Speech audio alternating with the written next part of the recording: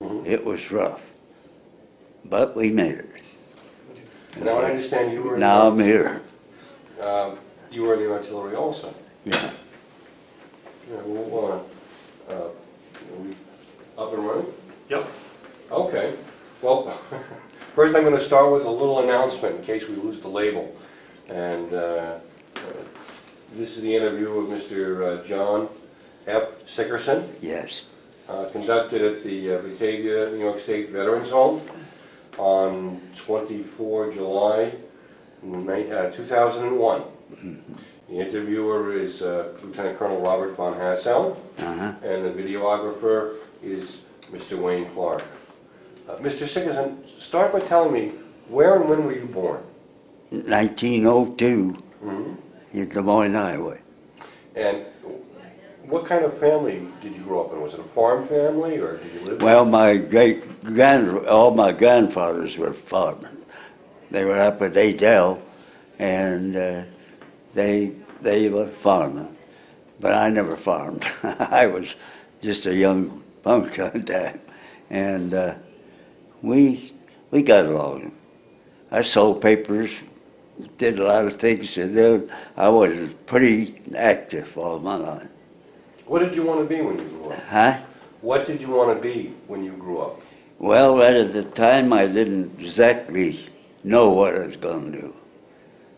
But then when I got up there, I drove semis over the road. And for a living. It was a good living in them days.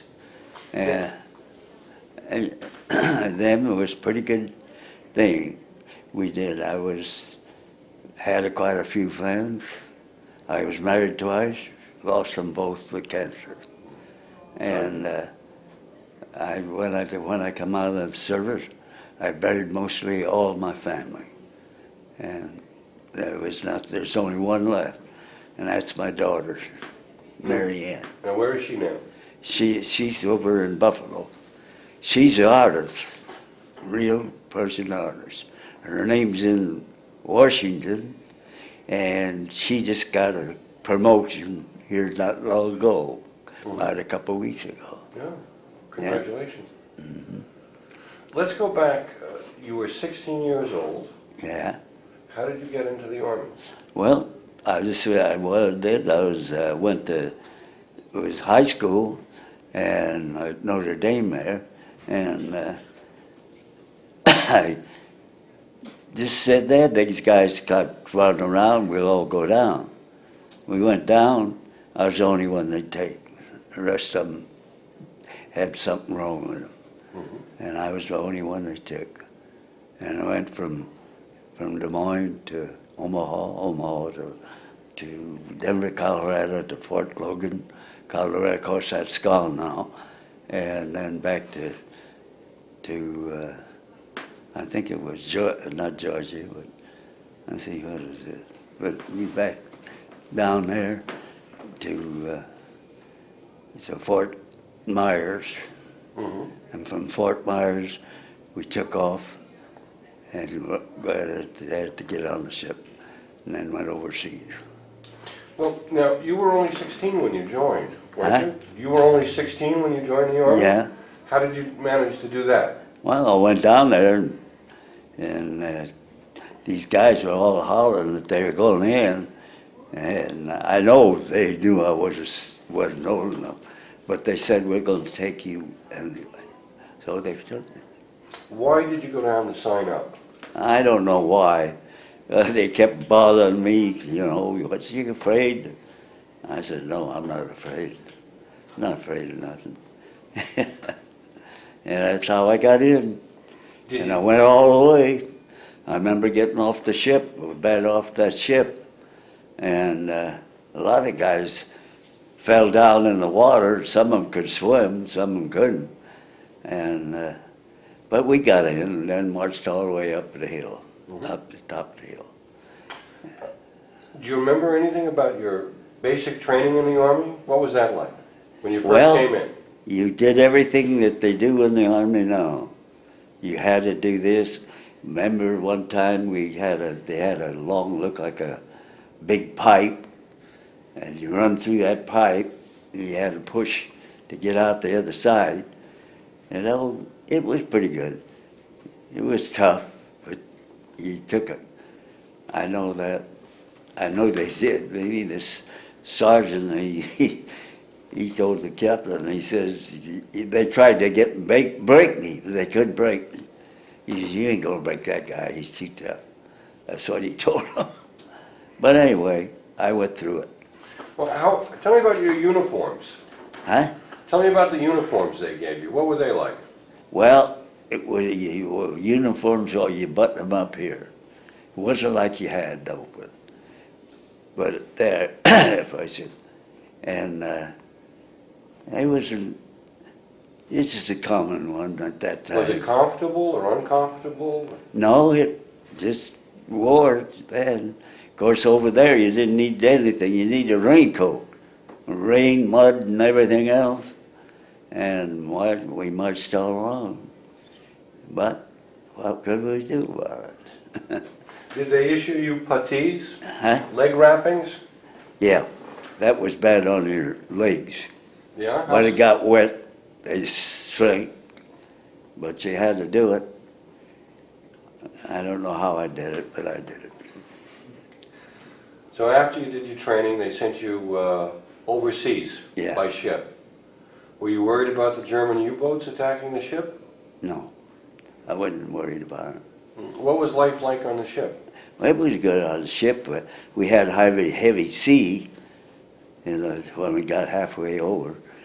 And we was up there, and I happened to be in the crow's nest at that time. And we had all 400 on them. They had, over there, we seen it blowed up. They blew the ship up, but it happened to be a cargo ship. Not no fun. We set that up there. And after that, we continued. Well, you stayed in the middle of that ocean all the time till they got everything done. They got the submarine, and the guys picked up what they could. Do you remember when you were going over it, were you looking forward to it? Did you feel like you were involved in something worthwhile? What were you thinking? Well, I don't know. I didn't think nothing. I was there. I did it. One time, I did it. I know my mother was mad and raised on. My father didn't. He was in years ago, and but we just did that. That's all. After I got in, I didn't argue about it at all. I did what I was supposed to do, and that was it. Now, you were trained in the artillery? Huh? You were in the artillery? Yeah. Cannons? I was in artillery, but then they changed us to 16th Infantry, 1st Division. You were in the 16th Infantry? Yeah, for a while, and then I'm done. I tell you, it was no picnic. I don't know how I stood it myself, but I did. Were you with the 16th Infantry at Chateau Thierry? Huh? Were you with the 16th Infantry at Chateau Thierry? Yeah. Tell me about that. Oh, they just took a bunch of us that, you stand in line and they call you out, and then you go that way, wherever you're going to go, and that's what you went. Didn't. I'm telling you. I don't know how I did it, but I did it. What was it like at Chateau Thierry? Huh? What was it like at Chateau Thierry? Oh, it was, for what you mean on the front line? Yeah. It was muddy and raining, mostly raining all the time. In fact, I was there the day that the surrender was in the front line. And we there, and the captain come around, and he took me back, and he says, we're going back. We went back to there where we're going. That was the end of it. Do you remember? No, I don't know. I lost a lot of fellows that we were traded with. And at night, a lot of nights, if I ain't feeling good, sometimes I see that. I'll probably see it the rest of my life. And I'm going up to 99 and something now, and they all helped me to get up to 100. All my family wants it, but no, it's no picnic. No, and you realize that too with them there. I got them down there in the box down there. Now, what else do you remember about the day the war ended, Armistice Day? Well, when it ended, they was getting, went there, and I went to New York here, and that's where we was discharged from New York. And after that, I just was on my own. But I don't know. Is that when you became a truck driver? Huh? Is that when you became a truck driver after the war? Well, what I did, I worked for the city of Des Moines first, but just sitting there, I was charged of about, 40 men all together and taking care of everything. I didn't like it. It's just too close. So I got out of that, and I learned to drive a semi, and I drove for a living. Let's go back to France for a few minutes. What kind of reaction did you get from the French people? Did you? Well, they were pretty good to you, and to me. In fact, on that Lower France, where there's a lady was on the corner, and it was coming Christmas, and she had a lot of pies baked there, and she called me over and give us one. But one pie wasn't enough for a bunch of guys, and they were very good to us. They liked to back up. Did you find it strange being in France? I mean, you being from the Midwest, and all of a sudden, everybody speaks a different language, and they eat different food. And Yeah, well, the food was different, and the time was different. Sure, the time was all different on you. And when you went, you just go. When outfit pulls up, you pulled up with them, and that was all there to it. When you weren't in the front lines, where did you live? At Lower France. That was at Lower France. At Lord's? Yeah. And that's where we was at, Lower France. Did you stay in a farmhouse or?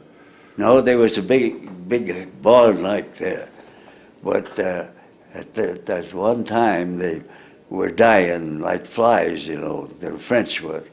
Well, I didn't stay there. I went out, got a couple pardons, went up between two trees, laid down, and went to sleep outside. I never went inside. And I guess that was what made me keep going. But they lost a lot of men there from the flu. Yeah, so you were in France when the flu hit. Yeah. What was that like? Oh, it was bad, I don't know. Guys dying like nothing. That was in the barracks. But I seemed to get along all right. What was your daily life like? What did you do every day when you were up in the trenches? Well, every day you were either on guard or else you was back for a release. A lot of times you come out of the lane, you get a relief while you're there, and then when it's time to go back, you go back. But tell me what it was like. What time did you get up, and what would you do? Well, get up. You get up in the morning. I always was up at 5 o'clock.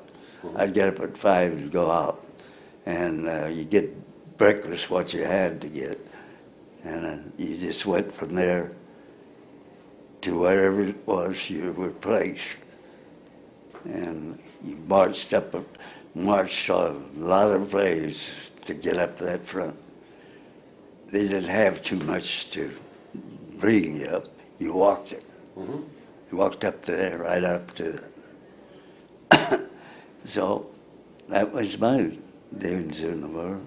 Did you have to do a lot of work on the trenches, or fix wire, or bail it, get the water out? Did you have to do a lot of things like that? No, we didn't have that. It was always there. We just keep you going, that was all. A lot of it you forget what it was. Now, did you spend more time in the infantry or more time in the artillery? Artillery, we was there, down there, firing. We was at the artillery just when the war ended, too. It ended about that time. Why, this captain come out, he says, let's go back home. And we went back there. When did you first start learning artillery? Was it in France or was it in the United States? United States. What, do you remember what kind of artillery? Was it heavy artillery or It's light? 105s. 105s? And when you got to France, did you work on the 105s or the 75s? And then they went the 105. And what was your job on the cannon? Huh? Were you working on the cannon or did you have another job in the battery? Well, I fired for a while. But, you know, that firing, right now on your heat, you have years, you know. And then a lot of things I forgot what we did. But that was it. Was it hard working on the cannon? Was it hard work on the guns? No, they seemed to be young guys that they took care of them. It was a lot hard to move them when it was wet and ruddy. You move them, and it was there. Do you remember any particularly close friends of yours? Huh? Did you have some close friends when you were in the Army? Yeah, there was quite a few. Tell us about some of them. What were Well, they like? there was this skipper. He was good, and they took good, and they actually tried to make me give up, but I didn't give up. The sergeant says, that guy ain't going to give up. And the skipper says, okay. That made you feel good? Yeah, I was in. I was pretty good size for the size, and I played a lot of football in my day, and everything like that.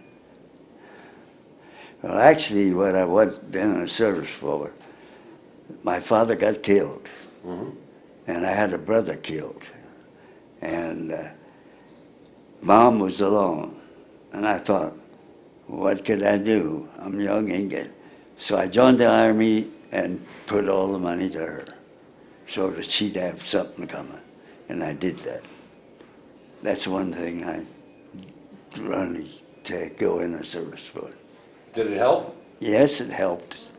Yep, it did. She got every month she got it. Okay, that's it. Boy, to be up like that is something, you know, at my age, and I'd go through all that. It wasn't nothing for me to get a job afterward. I got a good job. I could have been with the city all the time, but I had about a bunch of guys to take care of them, and they put them to work. But then after that, I drove more, I was all over the country. When you think back, what do you remember the most about when you were in the Army, when you were in France? You mean both? Yeah. We was under fire, is the most thing. There was nothing there. And when I got a little something there, and I was there watching the thing, and so when it ended, I was right in the front lines. That was the last thing he did. Then we went back to Lower France, and then on out of the service. Was there anything that you were particularly proud of from when you were in the service? No, I wasn't proud. I just did it like I told you. I just did it. I wasn't proud or nothing. I knew I had to be there, I carried all them guns and everything. It was a lot of work to do on them. Do you remember, do you remember any of the songs you used to sing from back then? Huh? Did you sing a lot of songs with the other soldiers? Who soldiers? Did you and the other soldiers do a lot of singing? Oh, What did you do for fun? we stayed together. A certain bunch of us was together all the Uh-huh. Yeah. In So, fact, we had was taken. I think it was 4 of us. We sung. We were good singers, and we got singing together. what would you sing? Huh? What kind of songs did you sing? All singing back in the days, Mhm. you know, and we were singing them. Just something to trigger you. And that was it. Do you remember any of the songs you sang? Yeah, they were going Tipperary and all them back in the day. And we came back together. Just something that you do. We done all that kind of stuff. And it wasn't too bad. I wouldn't want to go through it again. No, I tell you.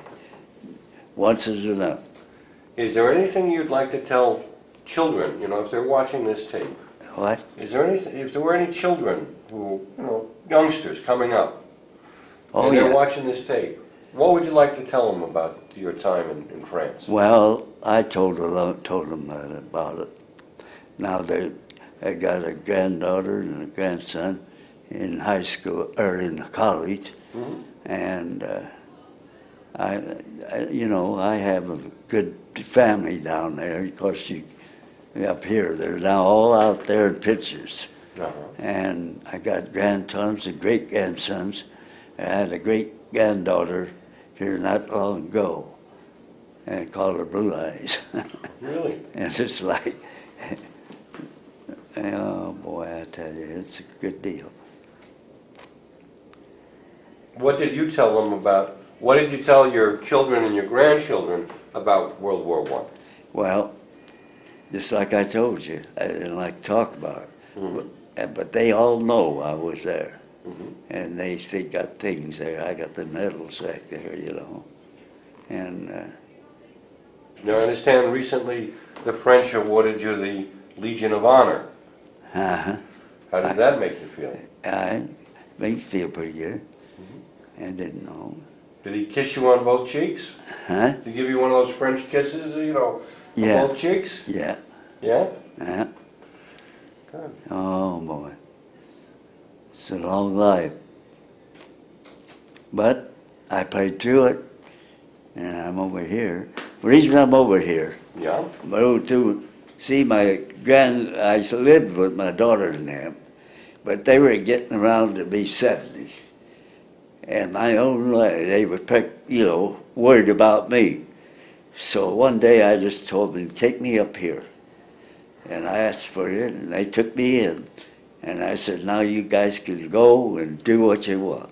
You're 70 years old, you don't need to bother about me. And that's what I did. That's how I got here. And you like it so far? Oh yeah, I have a lot of fun. I got a lot of people here. And I'm the kind of a guy that likes people too. And I don't like to see them get hurt. So you think it's a good thing the state has veteran homes? Huh? Do you think it's a good thing that the state has a home for veterans? Yeah. Oh boy. Yeah, it's a good thing. So a lot of things I forgot about, but I know that it was there. Like what? Yeah. Oh, a lot of things. Anything you want to tell young soldiers today? Huh? Anything you'd like to pass on to young soldiers who might be watching? They wouldn't believe you anyway. I don't know, I might. You, yeah. Well, they don't play it. The only thing is, if you're in the line, you gotta live up to it. You can't sugar your duty. I know on that ship there, when I blew it up, I was up the crow's nest. And I was scared to death at that time, because I thought it was a ship with soldiers on, but was lucky it wasn't. It was just a cover ship. It was in the middle of the the Atlantic Ocean, and we stayed there for a little while before they moved on. But we got there okay. So you said you can't sugar your duties. I haven't heard that expression in a long time. You must have been sometimes some afraid, you know. Anybody tells you they're not afraid, they wasn't there. Sure you're afraid, So but what, you can't help to be afraid. When all them things blasting around you, and you see the guys getting their heads off, wires out and all that, and they can't do nothing about them, you don't got nights you think. but what kept you going? Huh? What kept you going? I don't know. Maybe the man upstairs kept me going. But there had to be somebody because we got going. No matter what it was. It was terrible. I suppose tonight I'll be dreaming about them. You know, a lot of people don't believe that, but it's true. Still. You know. Did you ever go back to France? No, I didn't go back to France. Right then, I had my mother and little two brothers then, and I worked to get them, and I worked so that money for them to go to college, and I had it there and buy bonds for them so that they could get college education, and they did. That's a long time ago. When you came back, did you believe, like President Wilson said, it was the war to end all wars? Did you think that was true?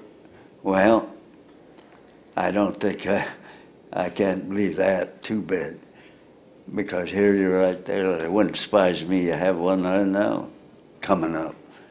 You know, some of these people don't know what it is all about. It's no good. Nope. What you do is goodbye. Was there anything else you'd like to tell us about from back then? France, 1918, 1917? Oh, back home, when I got back, I had to take care of all the family. See, I was the oldest. So first thing I knew, my son got killed, and my brother got killed, and my father got killed. So that left me to handle everything at home. Well, I did as the best I could. And I got them into there, and everybody got something to eat and everything like that. That's the only way you can do it. And that's the way I've been all my life, and back here.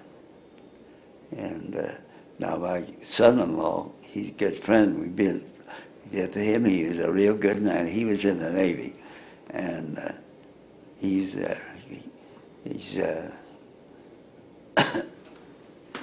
a mason, a mason, see. And we used to have a good time down there all our life. Anytime, you know, they'd have a big party or something, we'd be always there. Yeah, I had a good life after I got back. Nothing to be ashamed of. Do you think that having been in the Army in France, did that change your life? Well, in the way it kind of did. It gave you strength that you had to go to work, and that's what I did. And I got a job, easy got a job. Well, see, the Masons helped that too, to get that job. And I went I went driving them semis. And driving them semis, in that day I drove them, they made good money. And Do you ever remember some of the funny things that happened to you when you were in the Army? Well, fortunately, I can't say I had any, because like the guys just kicking around, you know how you do. And we go here and we go there and like that, but otherwise that was okay. Yeah, it was pretty good. What would you say was the worst day you had in the Army? Worst? The worst day. Well, it was worse. My mind was strict. I followed orders, which you had to do in them days. Mm-hmm. And although it was miserable, you did it. And I don't think that could take anybody away from what they did in that. When they could see them guys out there. That's what hurt me worse than anything in the world. When I come out of the hospital, I walked around the corner, and here they're all long as this, a big long trench, and here there's buried the guys that I was with. They were dead, they buried them. These are guys from the 16th Infantry? Huh? The Yeah. 16th Infantry? Yeah. After Chateau Thierry? Yeah. Did they tell you anything about why they put you up at Chateau Thierry? Why it was so important? No, they didn't. We just got orders. They ordered us up, we went. Orders back, we come back. But you knew you were some of the first American soldiers to Yeah. go forward, right? Yes. Didn't they tell you that they were going to give you some more training first, and then all of a sudden, boom, you Just, went? well, they give us a little training, and then we went right up into it. Yeah. And they thought, I know that one sergeant, he got killed later on, but he said, told the captain, he said, we can't break him. He's going to stay until the time's over. And I didn't know that was said until later. But did they tell you why you had to get up to Chateau Thierry in a hurry? Well, at that time, the Germans was there, see, to get them out. We got the 6th Marines was there. Mm-hmm. And we got in with them and went there. They said, fix bayonets. We fixed bayonets and went on in there. And you were near Belleau Woods, too? Yeah, Belleau Woods. And that's where the Marines were? Yeah, Marines in Belleau Woods. Uh-huh. So, They lost a lot of their men right there. so what were you doing at Belleau Woods? Well, with Belleau Woods, that we was just what to call what do we call backing up of the Marines, and they lost a lot of men. It must have been tough watching the Marines come out of those woods. Okay. Yeah, they did. We was right behind them, and it was over in no time. Guys going. Did you follow the Marines into Oh the yeah, woods? we went right. We went them. They were there, and they didn't have enough of Marines to make a regiment, so they shifted them. And I got to the 16th Infantry, and that was it. What was it like in the woods? Well, on there we get in there, you have a whole bunch in there. In fact, we wasn't both, so it was kind of a hot day that day. We was in there. We're supposed to take it easy and leave me quiet. Well, there's a pool up there. I went up there and we was all swimming there. And a Colonel Jap come over and he had thrown our guns at her. We got out all right, but then we got plenty hell for going up there. We had no business going up there. But that was what we did. I've been told that inside the woods it was very dark, you couldn't see very much. No, you couldn't see too much. It was in there. They were all packed around. They was up to see Nancy. I think Nancy up at the hill, was up a hill there called Nancy. And we was down below it. Mm-hmm. And then when we got orders to go, we took out. Just all the troops was said, everybody was in it. We moved out. What did you think of the Germans? Huh? What did you feel about the Germans? Well, the German people, the soldiers, they were all right. They had to do what they were told, just like we were told to do the same thing. And they seemed to be jolly. Remember, it was Bend River down there. Why, one of the French is going to blow the bridge up, you know. And this one gunner, whoever he was, he says, well, it'll only take us about 7 seconds to knock it. And they did. They shot it and blew it up. That's on the Miranda River. Yeah, a lot of things. A lot of it I forgot. Anything else you remember that you'd like to talk about? Huh? Anything else you remember that you'd like to talk about? No, not much.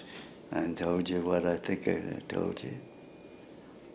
I'm just glad I'm here. I've done what I had to do, and that was it.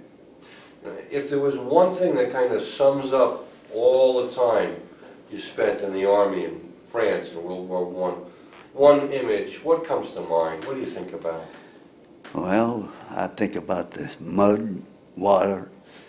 Had water up to here in the trenches, and all that.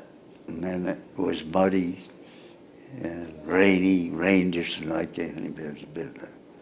And it was tough. But we got out, got on. Well, some of us got out of it, some of us didn't get out of it. Do you think it was important for us to be there?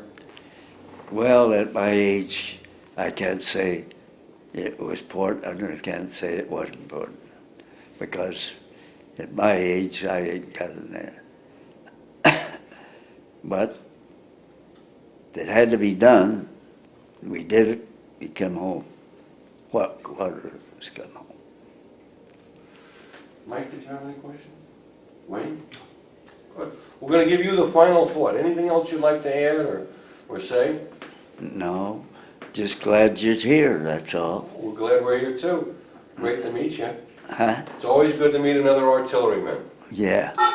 Well, here's my shake on that. Yeah. Yeah, Thank you. betcha. Yeah.